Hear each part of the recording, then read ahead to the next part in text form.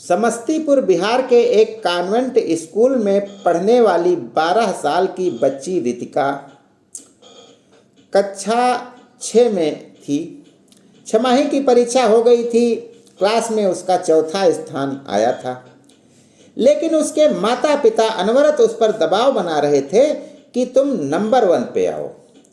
और उन्होंने इतना दबाव बनाया कि रितिका ने अथक परिश्रम करना प्रारंभ कर दिया। उसका स्वास्थ्य भी ठीक नहीं रहा, वह रात रात पढ़ती रही। लेकिन जब फाइनल रिजल्ट आया तो वह तीसरे स्थान पर ही रह गई, यानी प्रथम स्थान पर क्लास में नहीं आई, जिसके कारण वह इतना डर गई कि मेरे माता पिता घर पर मेरा उत्पीड़न करेंगे, मुझे परेशान करेंगे, डांटे मारेंगे। इसलिए वह रास्ते में ही एक दुकान के पीछे खड़ी होकर कुछ सोच रही थी कि अब हम क्या करें। तभी एक अंकल आंटी आते हैं और उसे बहला फुसला कर सांत्वना देकर कि तुमको मैं अपने साथ तुम्हारे घर छोड़ दूंगा और तुम्हारे पिताजी को समझा दूंगा, वे कुछ नहीं कहेंगे, अपने घर ले जाते हैं।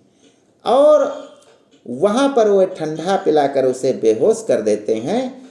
फिर वह पटना, चंडीगढ़ और दिल्ली होते बम्बई पहुँच जाती है ह्यूमन ट्रैफिकिंग गिरोह के द्वारा।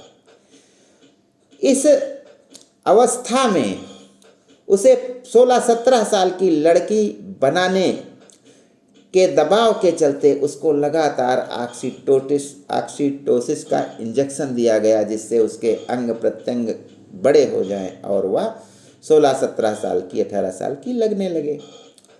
इस 3 महीने के समय में उससे 200 आदमियों से ज़्यादा उसके साथ बर्बरतापूर्ण बलात्कार किए गए। यह केवल एक रितिका की बात नहीं है।